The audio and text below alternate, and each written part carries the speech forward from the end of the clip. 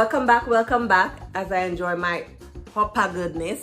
Yes, so I am Danny. If you're new here, I have this video in mind for the longest while. This one is more of a financial educational video here. Anyway, so with this particular video, like I said, it's gonna be on financial, and I wanted to talk about 5 things in particular that I learned to avoid debt, or just things to just help you with your finances and help you to grow, especially here in the US.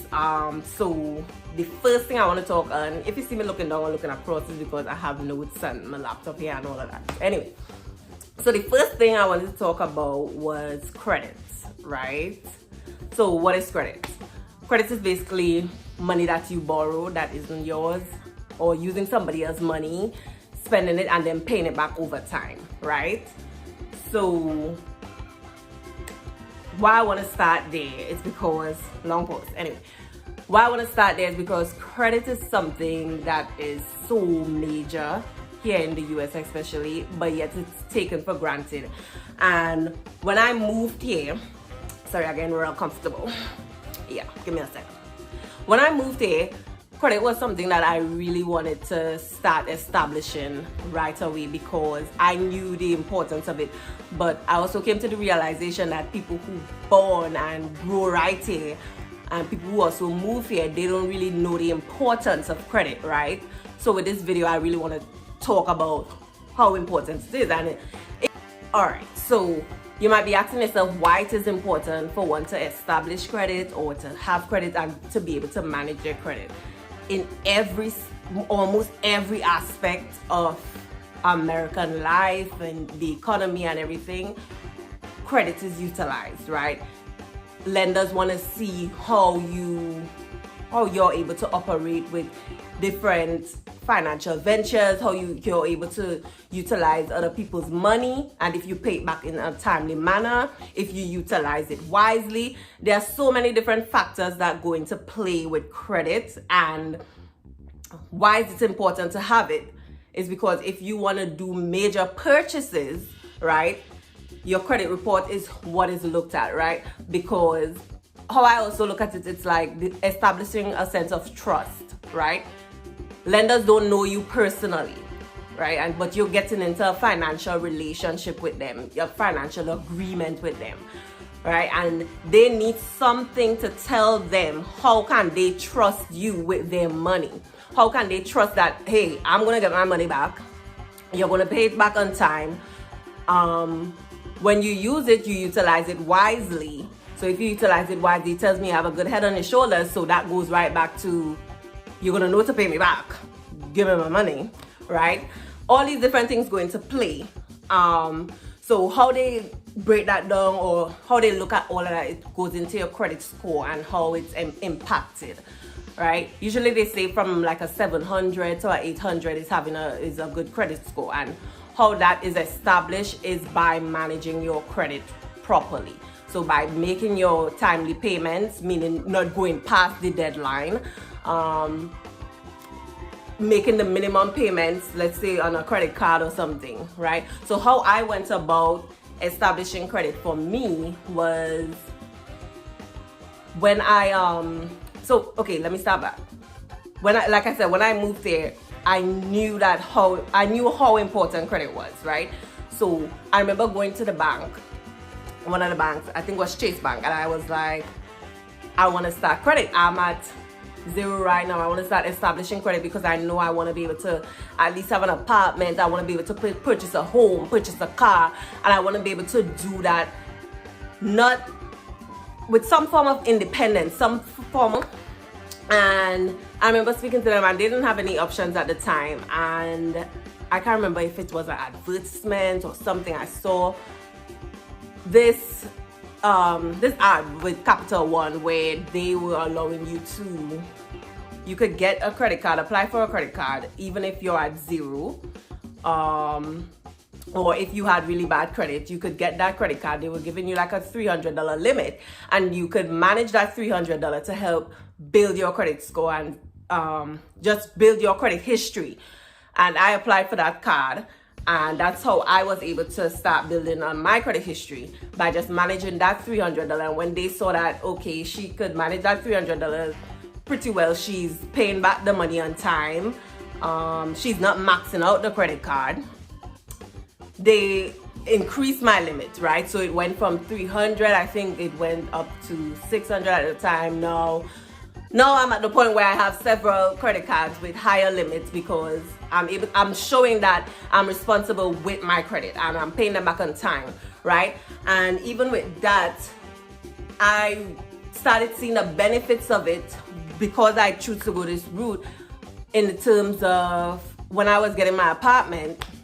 I remember I applied, and then the leasing office called me like within 2 days or so, and they were just like, you are actually the only person that qualified credit wise for this apartment. Nobody else who applied qualified, right? And that speaks volumes, right? Because when you have that good credit, it opens doors for you, it opens opportunities, you know.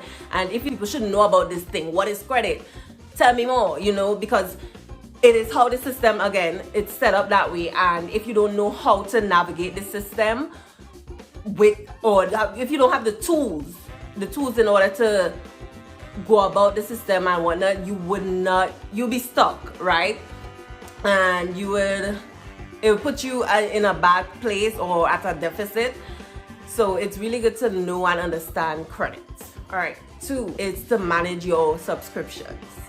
It might just sound so basic and mediocre, but there are a lot of companies that they use subscriptions in order to make their money. And you would have to, they will give you the option to skip the month, or you pay like, I guess $49. Most of the stuff, it's usually $49. I don't know what about that $49, but it's usually like $49.99 or $69 something per month that they will take off of your account, or whatever card you have linked to it. And if you don't skip the month, that money is going to be stored in your purse, and you can make purchases on their deals, and like they have a bunch of stuff to get you, right? If you don't manage those properly, because let's say for instance Savage X, that's one of my subscriptions. I'm subscribed to them, and let's say I don't skip the month every month, and they're just taking that $49 every single month, but that's $49 that is just sitting in their purse and only using their stuff, right? And let's just say I'm at a spot where I can't even afford that $49, right? If you just have that coming out of your bank account there all the time, and you're not shopping there frequently, and they're just storing your money, that's money going to waste, you know. You have to know how to manage those things by setting up reminders to say, hey, skip the month. I have mine set up with my Alexa. I would be like, remind me on the first of the month to call XYZ to skip the month, or to go online to skip the month, because I just don't want to be paying to have money sitting in their purse, you know. And I'm not shopping there every single month. Like, I'm not doing it frequently now. If it's somewhere that I know for a fact that I'm going to shop every single month, then maybe, you know, because I'm still going to utilize that money on me. But if they're just saving the money in that purse for me, but yet it's stuff that I don't really need, it's more of a deficit to me than it's a benefit, you know. So that's 3. Your savings account, treat it like a bill. Get upset and pay your savings account. Trust and believe it works, because the benefit is yours at the end of the day, right? Some people say also, don't just have the savings account, have investments. I'm one of those persons. I believe wholeheartedly investment, capitalizing on the money. Don't just have it saving. Have a goal towards, invest it, make sure that money works for you, build it, flip it, turn it, however you have to do, get money off of that, you know. I would say, let's say for instance, there's a car you want to purchase or whatever. Don't just have the goal to buy your dream car. If you need to purchase a car and you're saving towards it, let that car work for you, right? Let it be something. Find out if it's a benefit towards your life in some way. Purchase the car and utilize it for that, especially if it could bring money back into your house, like just getting you from point A to point B faster, where you could save on time or something like that. That's an investment. I know some people think having a car and whatnot is not an investment, just a depreciating good. It depends. To me, it depends on how you look at it and what you're going to do with your car and stuff like that. If you're just going to buy like the most expensive car to flash and to flex on people, then that's where it's a no-no. You know, that's when you're not really thinking about how to make that money work for you. You're just trying to make others, you're just trying to benefit others basically, and thinking it's benefiting you because you're getting all this praise or whatnot. But I mean, it's only new for like a day, and then eventually over time, okay, had enough of it, and you just got to keep building on that and keep impressing people, and you ain't trying to do all that, you know. Make your savings works for you. Treat it like a bill. Pay your savings. You know, it really comes back as a benefit. And the last one, 5. That was 5? I don't even know. Anyway, the last one, I will say, appreciate being at 0. What does that mean? Appreciate being at 0.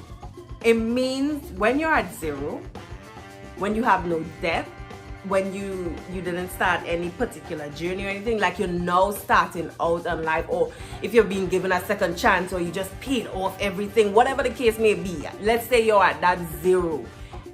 We take for granted that position so much. You're in the center, right? You're not on the negative, you're not on the positive, you're just right there, right? You have the greatest vantage point to take your time, right, and navigate. Don't be on anybody else's timeline. Nobody else is the barometer for your success. Somebody else might try to tell you, like, you know, doing this with your life, whatever the case may be. Take your steps, right? Make yourself your own barometer. Look back at your past experiences. Look at the future things you want to do, right? And try to pattern your life or create the lifestyle that you want. Right? Leaving space for obstacles. Don't set yourself up for failure thinking everything is going to be perfect. Leaving space for obstacles and setting up barriers or safety nets, right? Preparing yourself for these things that come. So when I say it's not only on finances, in order to protect all of that, having the right circle of people who have the same mindset, the same drive, your significant other, make sure that, you know, they're supportive and not fight on or just trying to drain you or anything like that. Like, just make sure that when you at that 0, you know how to manage, right? Be a risk taker, right? But being a risk taker, I feel like sometimes people take that for, like, I don't want to say granted, but they really just take it for what it is. Being a risk taker doesn't just mean you stupidly just go and do anything blindly. You already assess the risk. You already assess what can happen and what may not happen, what may affect. You assess everything and you set yourself up in such a way that, hey, I don't really know the outcome, but I am prepared, right? That's what really being a risk taker is all about. It's not just by waking up and saying, well, I didn't study for this, or hey, I'm not really skilled for this job. I didn't prep myself with the necessary skills, but I'm going to apply, you know, or I'm just walk into that interview and do whatever. I didn't really try to create a resume or anything like that. That is not risk. To me, that's just stupidity, right? You have to being a risk taker, it means basically just preparing yourself, but being unaware of what the outcome could be. Anything could be the outcome, right? I think that's all I have. Pretty much all the gems. Yeah. All right, so I think that's everything. That's all 5. That's the most I could think about right now. This week I'm gonna film some more videos based on my experiences. Some of them I'm going to touch on something with race. I'm going to touch on relationship. I'm going to touch on different things, and I'll probably even try to spice it up by doing different styles according to how it comes out. Then you'll know by what I post, you know. So I hope you enjoyed this video. I hope it was informative and educational and a vibe. All right, so bye.